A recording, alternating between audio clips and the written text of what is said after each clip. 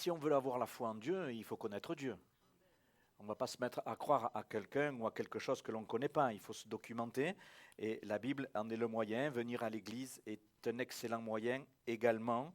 Et nous croyons à la véracité de la Bible. Nous croyons que la Bible est esprit et vie. Elle peut produire en nous le vouloir et le faire par l'œuvre du Saint-Esprit. Amen. Tourne-toi vers quelqu'un et tu lui dis, tu as raison de lire la Bible. Persévère. Certainement, vous avez déjà eu des discussions autour de ça, la lecture de la Bible. Et moi, plusieurs personnes, c'est arrivé, sont venues me voir en me disant, Jacques, je lis, je ne comprends rien. Tourne-toi vers la même personne et tu lui dis, courage, tu n'es pas la seule à des fois ne rien comprendre. Et il s'agit de persévérer, il s'agit de retenir ce qui est bon. Et si vous avez des difficultés, je peux vous encourager à commencer à lire la Bible par ce qu'on appelle la deuxième partie, le Nouveau Testament, avec les évangiles, Matthieu, Marc, Luc, Jean, et lisez, même si vous ne comprenez pas tout, lisez, et le Seigneur va faire le reste. Amen. On ouvre un évangile, l'évangile de Matthieu. Je voudrais regarder avec vous ce qui nous occupe depuis cet été. Le but, c'est d'être renouvelé, d'être encouragé dans notre marche. Et je voudrais qu'on regarde le chapitre 5 de l'évangile de Matthieu. Tous les messages ont été enregistrés. Vous aurez la possibilité de les écouter, de les réécouter si vous le désirez. Nous sommes avec Jésus dans Matthieu chapitre 5 où il est appelé, ce passage, le sermon sur la montagne. Jésus est au début de son ministère terrestre et il est donc sur cette montagne. Il y a une foule qui est là, il y a les religieux qui sont là et bien sûr il y a les disciples et il va parler. Et il va donner des principes très importants de ce qu'est le fait de marcher avec Jésus. On ne marche pas comme on veut avec Jésus. Ce n'est pas nous qui dictons les règles. C'est lui qui dicte les règles.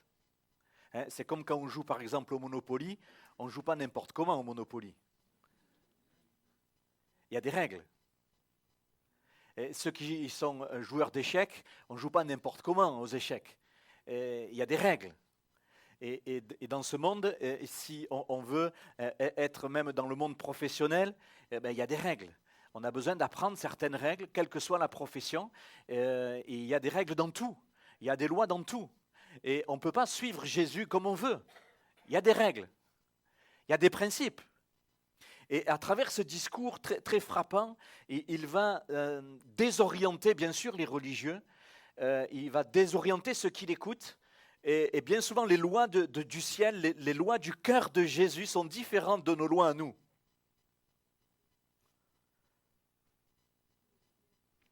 Et c'est pour ça que ça nous confronte.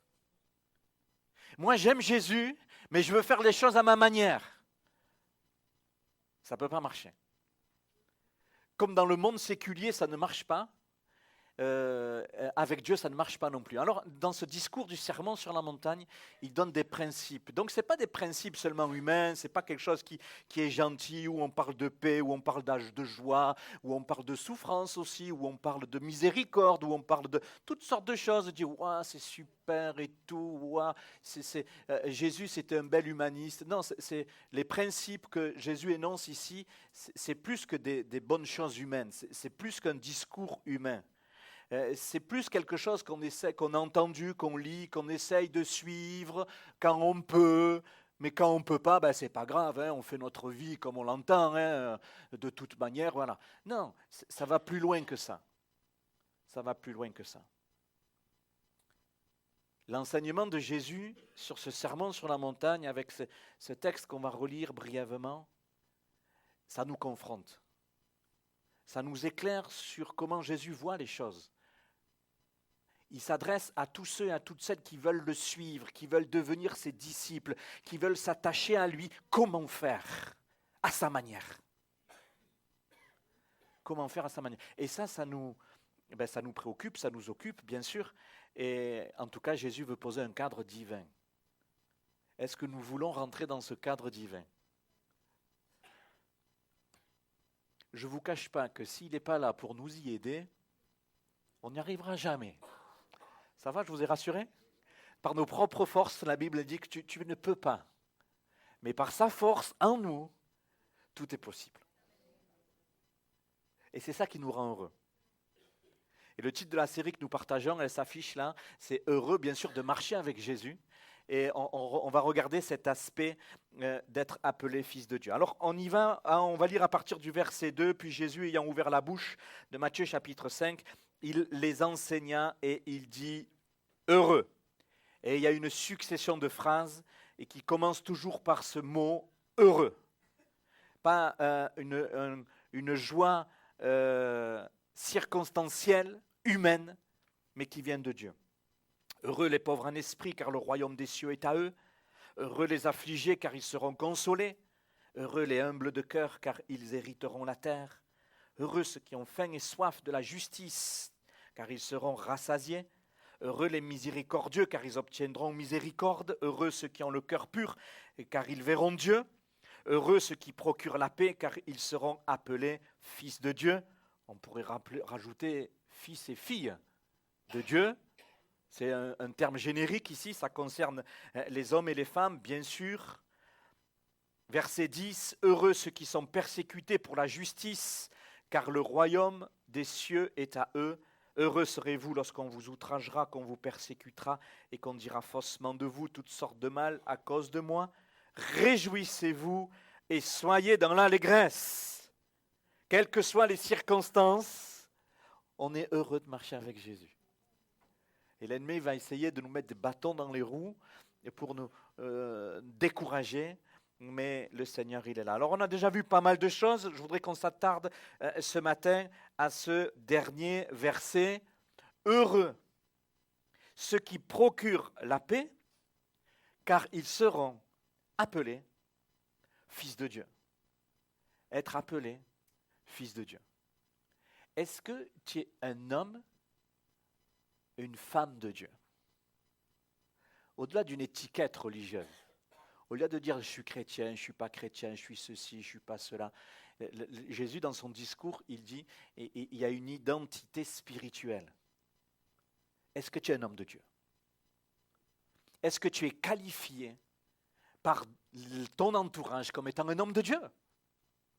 Une femme de Dieu? Ils seront appelés fils de Dieu.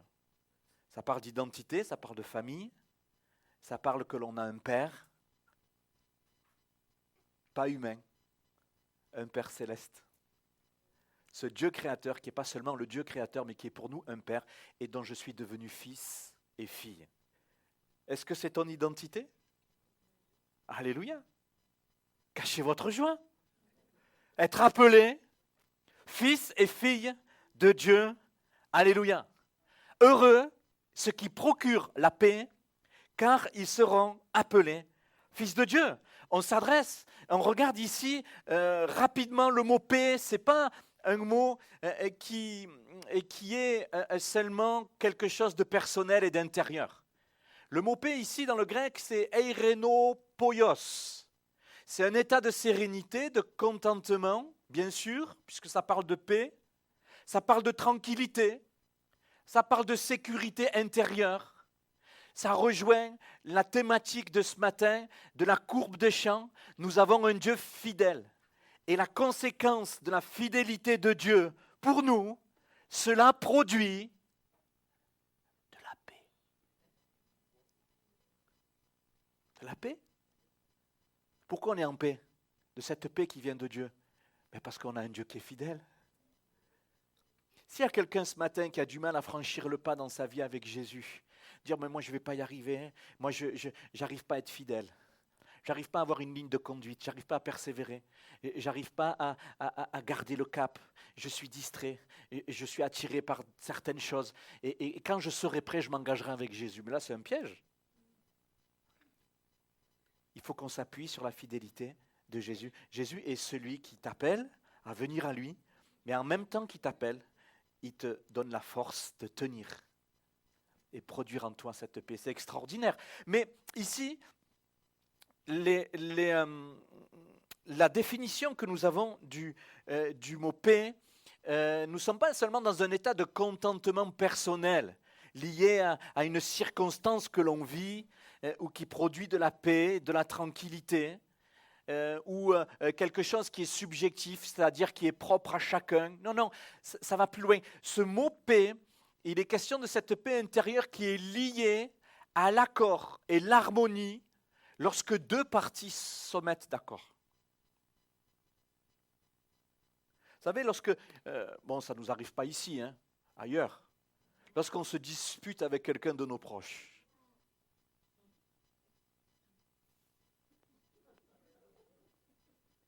ça crée des tensions, ça crée du mal-être, ça crée toutes sortes de choses mauvaises qui nous tirent vers le bas. Puis quand il y a réconciliation, il y a la paix. Il y a la paix qui n'est pas liée à quelque chose qui est personnel, c'est la paix qui est liée à une relation saine entre deux personnes. Vous suivez? C'est ce genre de paix dont il est question ici. La paix qui est liée à des relations saines. Ce n'est pas personnel. Il y a des personnes qui vont se balader dans la nature tout seuls et ils vont se dire « Oh là là, je me suis fait du bien. J'étais en paix. Il n'y avait personne. » Des fois, on cherche la paix dans la solitude. Hein. Et il y en a qui sont en fuite des circonstances, en fuite vis-à-vis de toutes sortes de choses, parce qu'ils veulent être seuls. Parce qu'en disant, en étant seul, je vais être tranquille. Je coupe mon téléphone, je veux parler à personne, je ne suis là pour personne, je vais être seul. Laissez-moi tranquille. Ce n'est pas de cette paix-là que Jésus parle. Jésus parle de paix dans nos relations.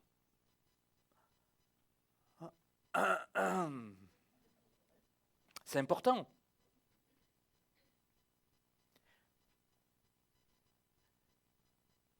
Il y en a qui cherchent la paix dans l'isolement. C'est pas ça. Dans nos maisons, dans nos familles, pourquoi il y a des séparations des fois? Parce qu'on cherche la paix. De la manière où on veut s'isoler. Mais ce n'est pas ce que le Seigneur veut. Le Seigneur veut que nous recherchions la paix en lui, dans nos relations. Des relations de paix. Des relations construites dans la paix. Il s'agit d'une paix relationnelle. Pas individuelle, mais relationnelle. C'est plus compliqué, hein? Heureux ceux qui procurent cette paix-là, dont on est en train de parler, ils seront appelés fils de Dieu.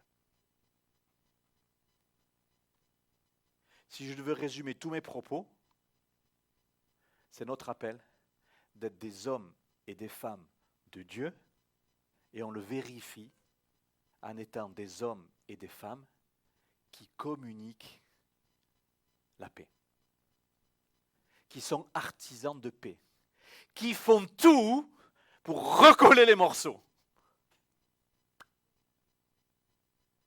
Est-ce que ça marche toujours? Non. On n'est pas dupe.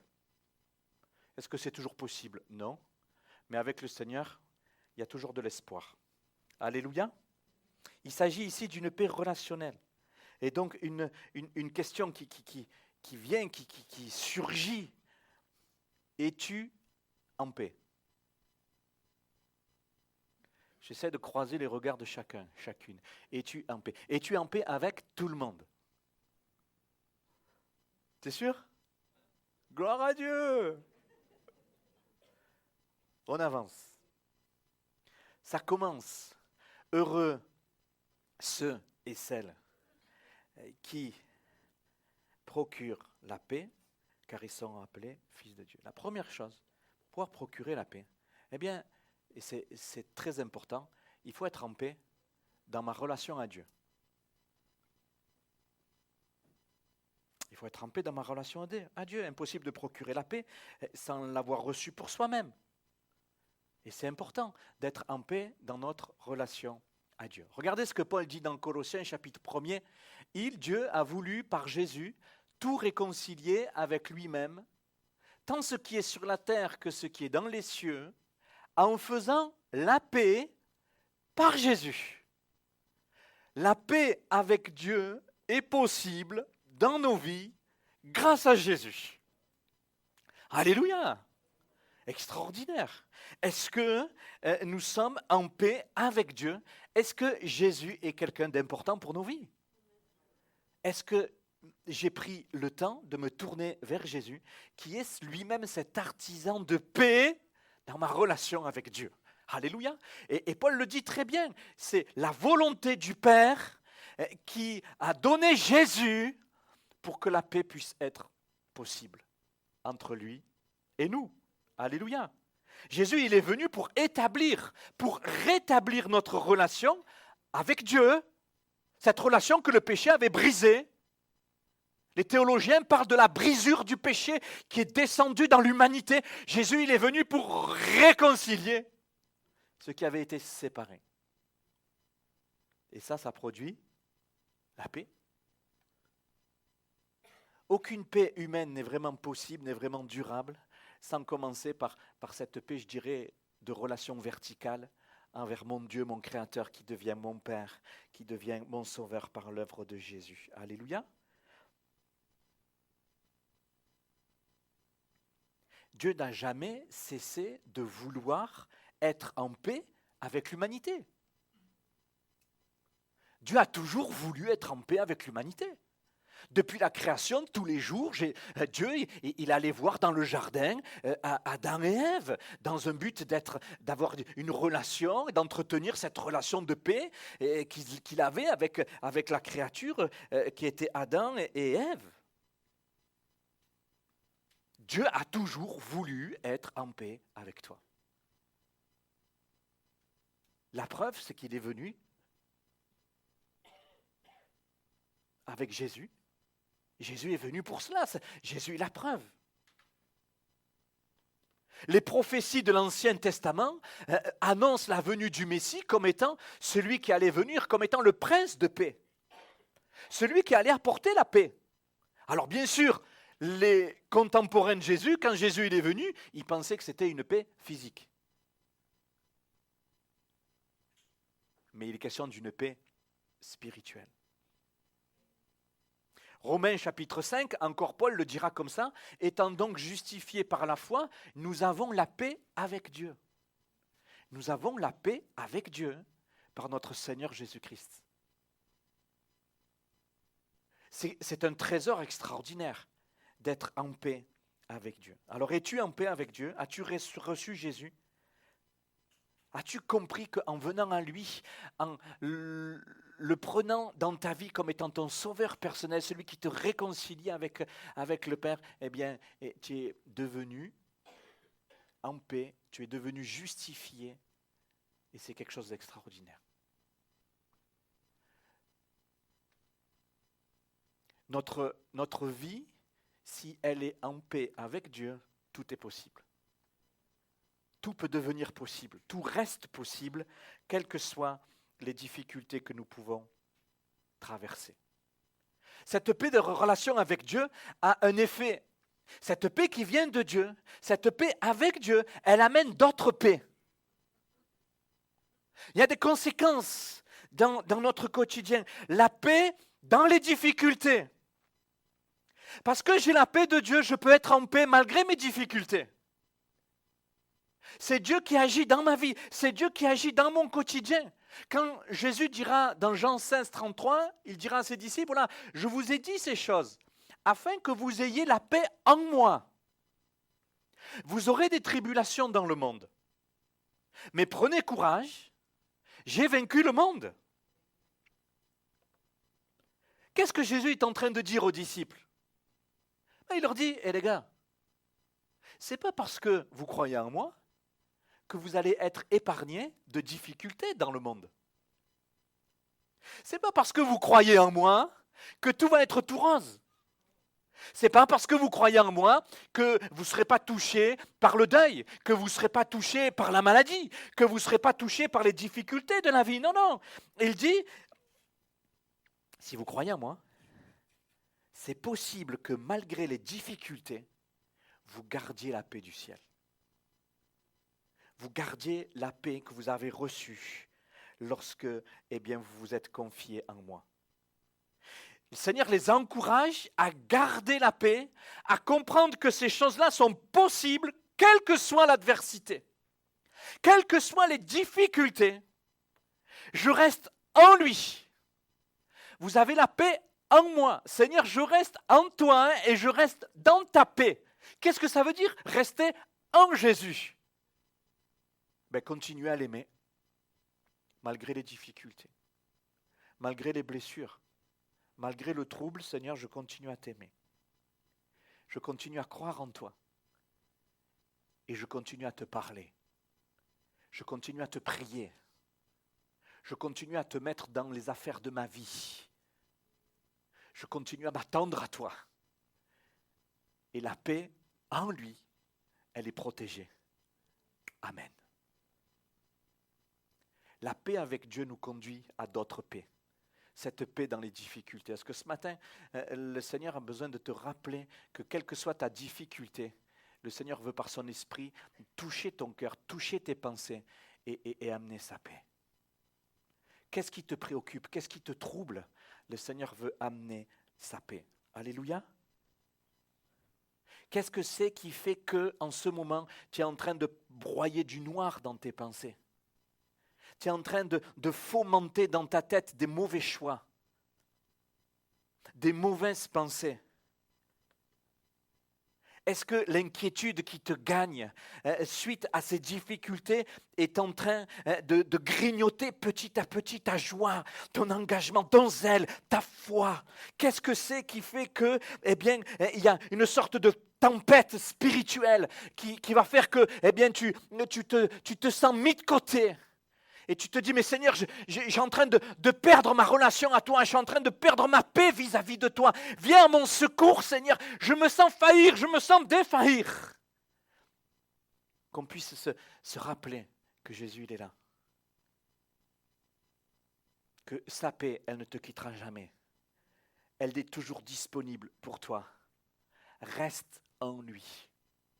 Reste attaché à lui, reste à vouloir lui plaire. Attention à tes mauvais choix, attention à tes mauvaises décisions et que cela ne t'entraîne pas loin. Aucune tempête, Seigneur, va m'amener loin de toi. Aucun courant contraire va m'amener loin de toi. Je veux rester attaché à toi. C'est peut-être la prière de quelqu'un ce matin.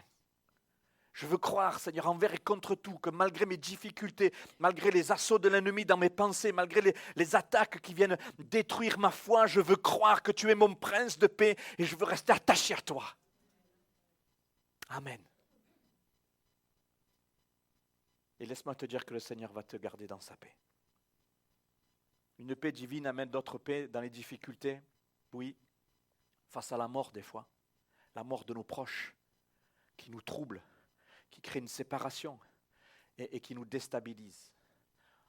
On voit Siméon ici, quand Jésus il est né physiquement, il est écrit ceci, il le reçut dans ses bras, il bénit Dieu et il dit maintenant, Seigneur, tu laisses ton serviteur s'en aller en paix. C'était un vieil homme, mais il avait reçu une promesse, qui avant de mourir, il verrait le Messie. Et quand il y a Joseph et Marie qui viennent présenter Jésus au temple comme cela se faisait à l'époque, lorsque il le prend dans ses bras, il comprend dans son être intérieur que c'était le Messie. Et que la promesse que Dieu lui avait faite, elle s'accomplit. Dieu est fidèle dans ses promesses. Et ça produit beaucoup de paix. Et c'était un vieil homme. Et il dit, voilà, j'arrive à la mort. Et plutôt que d'avoir peur de la mort, il dit, je pars dans la mort en paix.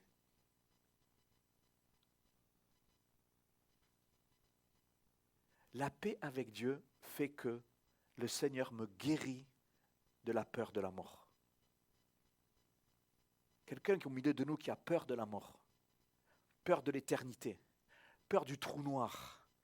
Déjà, il n'y a pas de trou noir après la mort, mais le Seigneur veut nous guérir de la peur de la mort, comme Simon, il n'avait pas peur. Alléluia. Mes yeux ont vu ton salut. Et il a pris dans ses bras ce Jésus. Je prie pour que ce matin, s'il y a quelqu'un qui est pris dans cette peur de la mort qui vient la gangréner d'une manière ou d'une autre, tellement peur que tu ne veux pas y penser, tellement peur que tu te dis, c'est une sorte de fuite. Mais Simon, lui, qu'est-ce qu'il a fait? Il a pris Jésus dans ses bras et il a béni Dieu. Accepte Jésus dans tes bras, dans ton cœur. Bénis Dieu et la peur de la mort va partir. Alléluia. La mort est un esprit démoniaque qui est un ennemi. Et cet ennemi sera vaincu, mais en attendant, il fait son travail. Et que la peur de la mort s'en aille. Et que ce virus qui gangrène le moral des gens et qui crée beaucoup de dysfonctionnements, mais qui soit brisé au nom de Jésus. Amen. Un autre aspect de la paix avec soi-même. La paix par rapport à notre propre histoire de vie.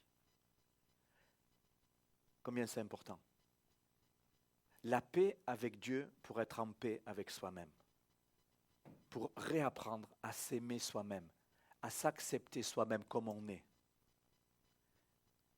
Combien c'est important. Là, je vous laisse une citation d'un certain Thomas Merton. Nous ne sommes pas en paix avec les autres parce que nous ne sommes pas en paix avec nous-mêmes. Et nous ne sommes pas en paix avec nous-mêmes parce que nous ne sommes pas en paix avec Dieu. Mais quand on est en paix avec Dieu, le Seigneur veut rétablir cette paix avec nous-mêmes.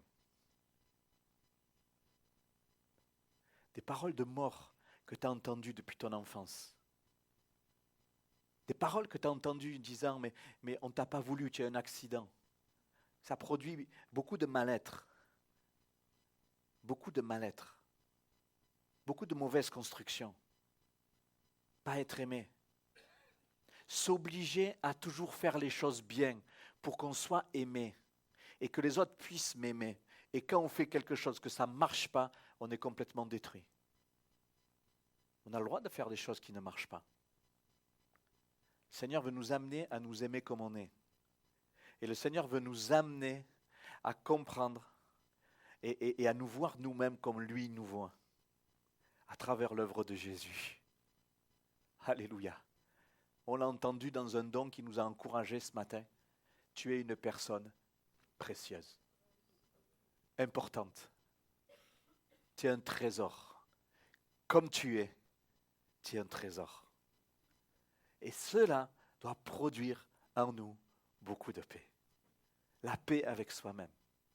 Heureux ceux qui procurent cette paix, ils seront appelés fils de Dieu. Tu dois être en paix avec toi-même pour amener la paix de Dieu aux autres. Si tu es troublé avec toi-même, tu vas amener quoi aux autres? Du trouble. Si tu es en colère contre toi-même, qu'est-ce que tu vas faire? Mais dans tes relations, ça va être compliqué. Seigneur, je vais être en paix avec moi-même. Mais impossible d'être en paix avec soi-même si je ne suis pas en paix avec mon Jésus, qui est mon prince de paix. Et de cette manière-là, nous serons des hommes et des femmes qui vont procurer la paix. Alléluia! Et c'est ça des hommes et des femmes de Dieu.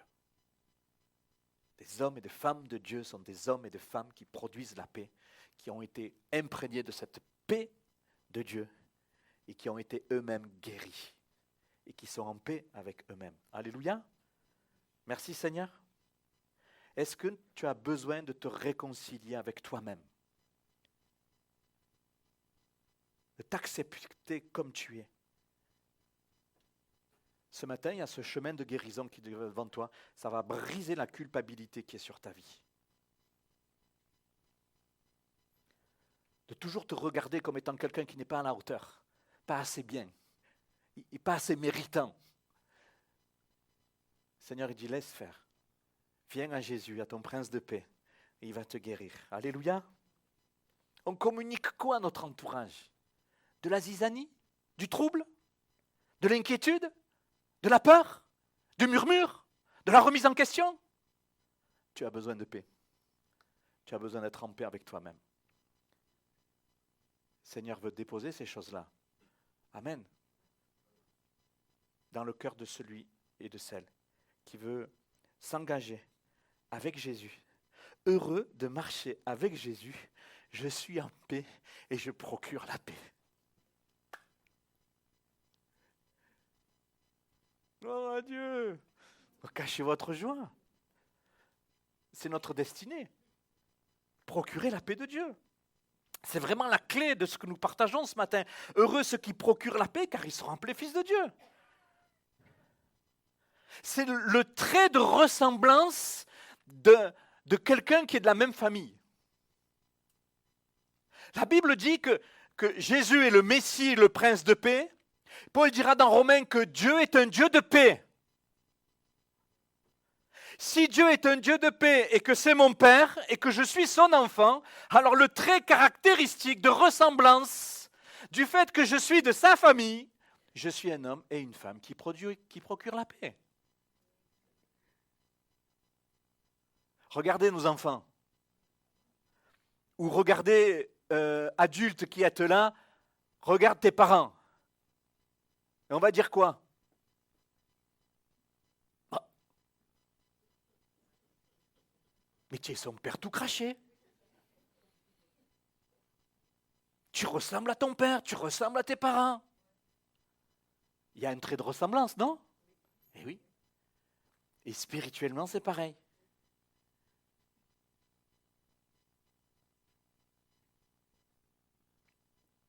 Ton Dieu dans le ciel, qui est ton Père, tu dois avoir des traits de ressemblance avec lui. S'il est le Dieu de paix, nous, ses enfants, l'Église, doit être un lieu de paix. Nous devons procurer la paix. Alléluia. On ne peut pas rester dans la non-paix.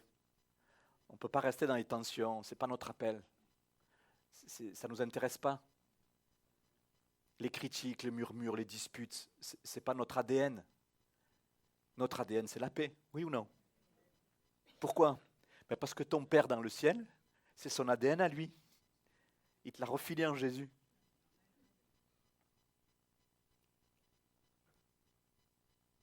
Un homme de paix. Ah, ça produit la paix.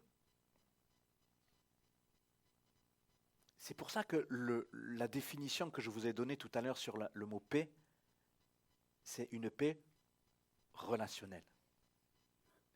C'est quelque chose qui se transmet. C'est quelque chose qui se transmet. Ça veut dire que tu ne peux pas garder pour toi.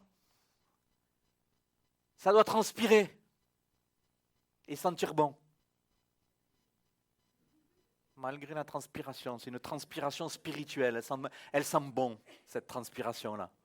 Il n'y a pas besoin de la cacher avec du déo, tu sais, du maquillage, des machins comme ça. Non. Cette transpiration spirituelle, elle sent bon.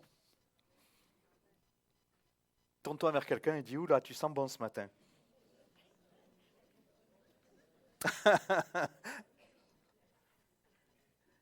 Il s'agit de transmission, vous comprenez? Ceux qui produisent la paix, et ils seront appelés fils de Dieu.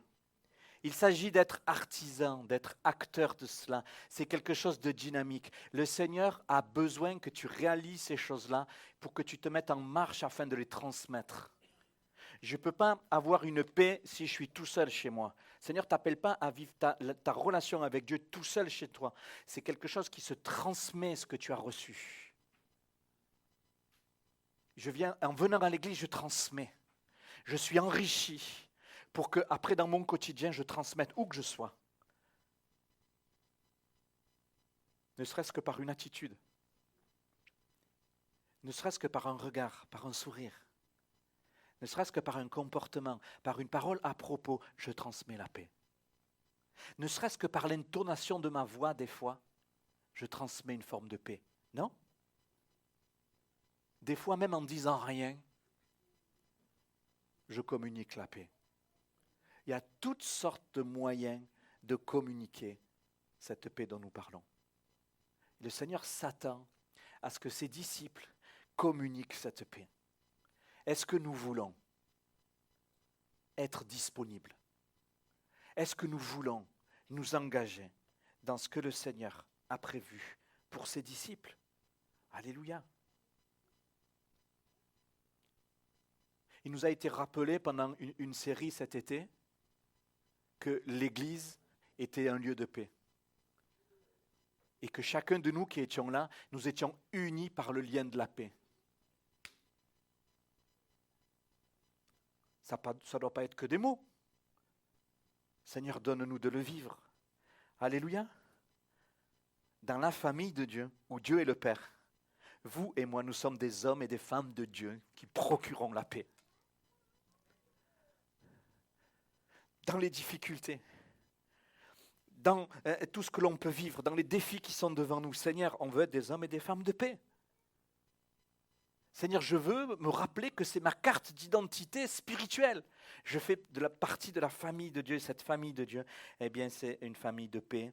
Et je vais être communicateur, communicatrice de paix. Je fais attention à ce que je dis. Je fais attention à comment je le dis. Eh oui. Parce que mon identité, c'est être un homme et une femme de paix. Alléluia, on veut protéger cette paix. Gloire à Dieu. Attention aux paix factices, aux fausses paix. Ne rien dire, ne rien faire, ne pas s'occuper.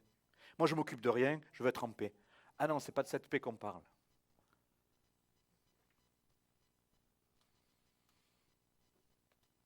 Il faut protéger la paix qu'on reçoit de Dieu.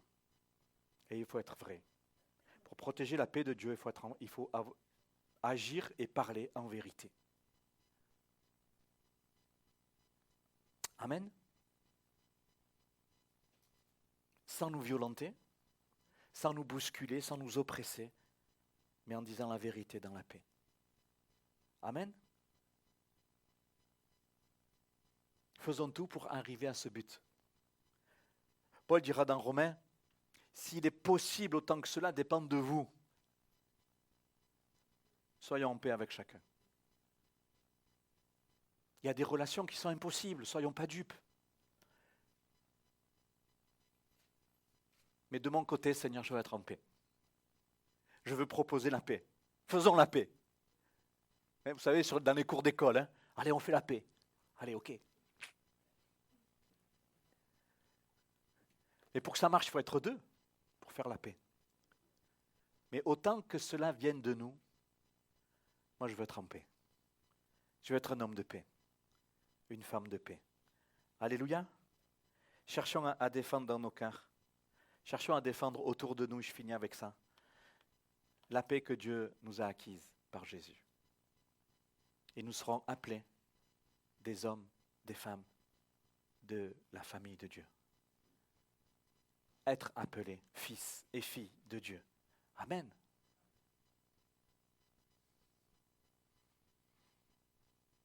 Alors ce matin, est-ce que tu as besoin de recevoir la paix dans ton humanité, la paix dans tes circonstances, la paix de Dieu dans tes difficultés, la paix de Dieu dans tes défis, la paix de Dieu face à tes blessures. Être en paix par rapport à ce qui t'a brisé, être en paix par rapport à ce qui t'a blessé. Le Saint-Esprit est là pour guérir nos cœurs, en paix avec nous-mêmes. Peut-être que tu es, au moment où je parle, tu es en conflit avec quelqu'un. Autant que ça vienne de toi, cherche la paix. Cherche la paix. Ouvre la porte de la réconciliation. Ouvre la porte du pardon. Cherche la paix. Parce qu'il t'est rappelé ce matin que tu es une femme de paix, un homme de paix, veut procurer la paix. Autant que ça vienne de moi, je veux proposer ça. Pour le reste, ça t'appartient, Seigneur. Je veux être en paix. Amen. Et puis il y a un appel vibrant, bien sûr, pour l'Église. Un appel qui nous appelle à apporter la paix envers nous, envers notre prochain. Je termine avec ce rappel de cet homme de Dieu bien connu dans la Bible, que l'on trouve dans la Genèse, un gars qui s'appelle Joseph. Joseph était un homme droit devant Dieu. Joseph, malgré cela, il se retrouve injustement en prison. En prison, il continue à vouloir plaire à Dieu. Il prie Dieu. Et en prison, qu'est-ce qui se passe? Il y avait des gars qui étaient au contact du pharaon, les chansons et le panetier qui se retrouvent en prison avec lui. Et là, en prison, qu'est-ce qui se passe? Eh bien, ces deux gars, ils font des rêves. Et ils n'arrivent pas à expliquer les rêves. Et Joseph est là. Joseph avait reçu de Dieu ce talent de pouvoir expliquer de la part de Dieu les rêves. Et alors que Joseph a besoin pour sa vie d'être encouragé, alors que Joseph a besoin de sa vie, que sa vie doit aller plus loin, il est prisonnier, il est bloqué, il est dans l'incompréhension, mais malgré cela, il a été un procurateur de paix pour les autres. Et dans la prison, il prie, Dieu lui donne le sens des rêves et il va amener la paix dans le cœur de les chansons et du panetier. Un procurateur de paix. Heureux ceux qui produisent la paix, ils seront appelés fils et filles de Dieu. Je prie pour qu'il y ait cette disponibilité de cœur. Je prie pour que tu retrouves cette disponibilité de cœur. De dire, moi j'ai des difficultés, j'ai des luttes et j'ai des combats, mais Seigneur, je veux que tu te serves de moi pour être porteur et porteuse de paix autour de moi. Une parole de grâce, une parole de sagesse, un éclairage, un encouragement. Seigneur, sers-toi de moi. J'ai besoin, comme Joseph, il y a quelque chose qui bloque ma vie, mais je veux être un homme, une femme qui produit la paix. Qui produit ta paix. Tu seras appelé dans le monde spirituel fils et fille de Dieu. C'est ça ton identité. Prions. On peut fermer les yeux un instant.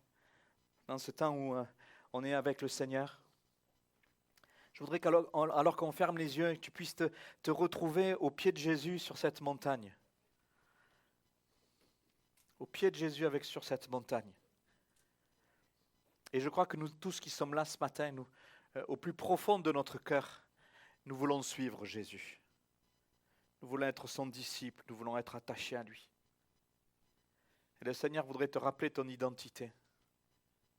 Le nom de ta famille qui est sur la porte de ton cœur, comme le nom qui est écrit sur la porte de ta maison où tu habites, c'est famille de paix. Famille de paix.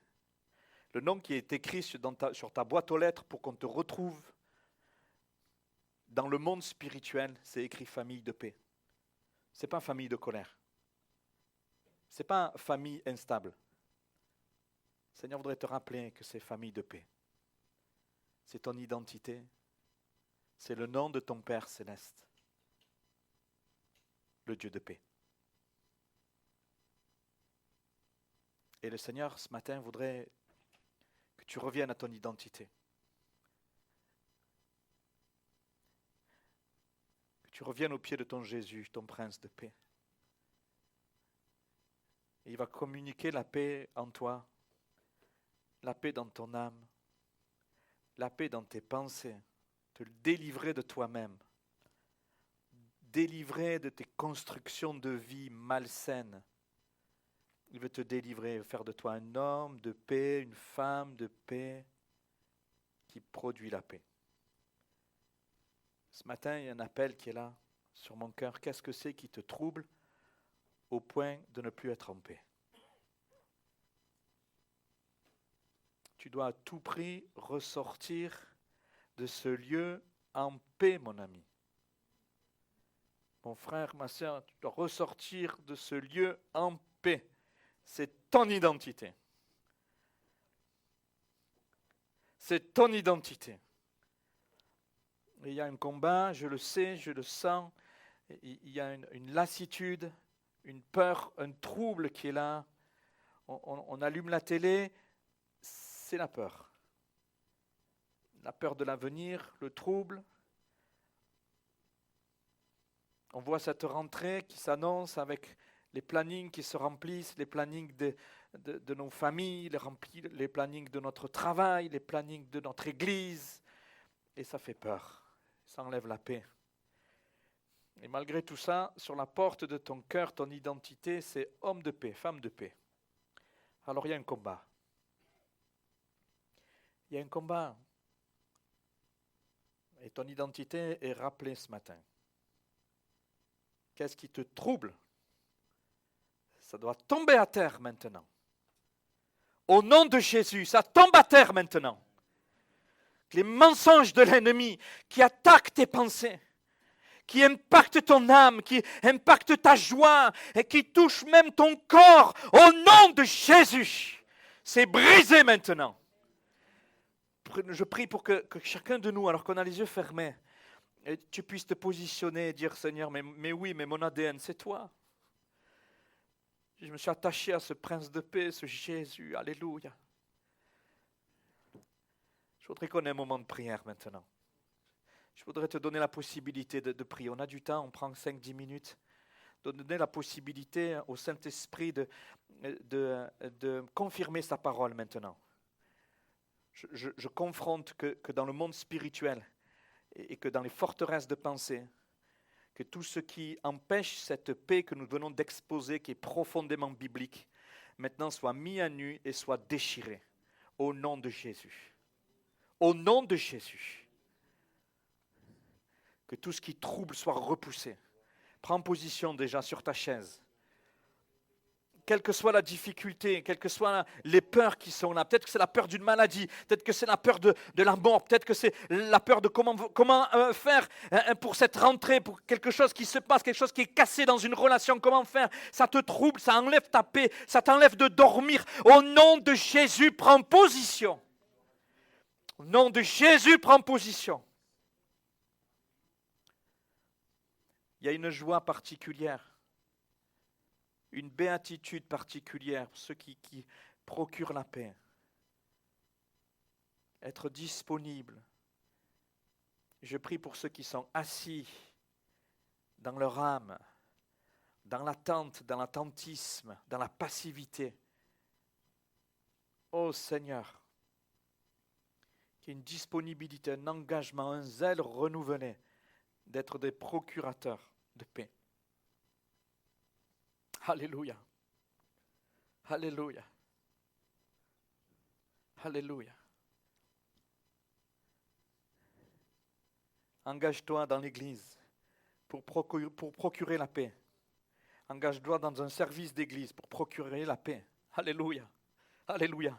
Sois guéri et produis la paix. Sois guéri et produis la paix maintenant. Alléluia. On voudrait vous accueillir dans la prière avec Étienne, avec Christian qui va se lever. Il y a Aimé aussi qui est là. Voilà, avec David, vous allez vous mettre Aimé, David, tous les deux ensemble. Et s'il y a quelqu'un qui a besoin de la prière, on prend position maintenant. Tu peux le faire là déjà sur ta chaise, je t'ai encouragé à le faire. On a les yeux fermés, mais si tu ressens dans ton cœur que tu as besoin de prière, tu t'approches. Tu t'approches, on va prier pour toi. On prie dans ce sens. Et que la vérité, la réalité de ce que nous sommes en Christ jaillisse. Que tout trouble recule. Toute peur, tout ce qui crée, qui t'enlève la paix, recule maintenant, au nom de Jésus. On s'accorde. Tu te lèves, tu sors du rang. On ne veut pas rester trop longtemps. Au nom de Jésus. Au nom de Jésus, sois béni. Tu fais partie de la famille de Dieu. Ton Dieu est ce Dieu de paix qui te transmet cette paix grâce à Jésus. Alléluia. Alléluia.